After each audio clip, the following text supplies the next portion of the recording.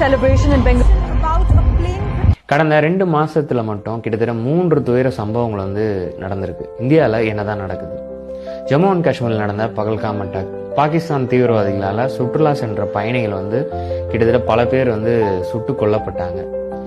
RCB அணி ரொம்ப நாள் கழிச்சு ஜெயிச்சதை ஒரு பாராட்டு விழாவாக நடத்துறதுக்காக நடந்த ஒரு கூட்டத்தில் கூட்ட நெரிசலில் சிக்கி குழந்தைகள், பெண்கள் அப்படின்னு பல பேர் இறந்து போனாங்க. சமீபத்தில் air India flight Ahmedabad to London போகிறதுக்காக கிளம்பின ஒரு ஃப்ளைட் நடுவிலே கிராஷ் ஆனது ஒரு மிகப்பெரிய துயர சம்பவம்.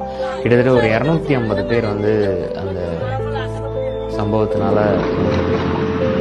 இந்த 3 துயர சம்பவங்களும் நடந்து கிட்டத்தட்ட 2 மாதம் ஆச்சு. ஆனால் இதற்கான சம்மந்தப்பட்டவங்கிட்ட சரியான பதில் எதுவுமே சரியாகவே வரவே இல்லை.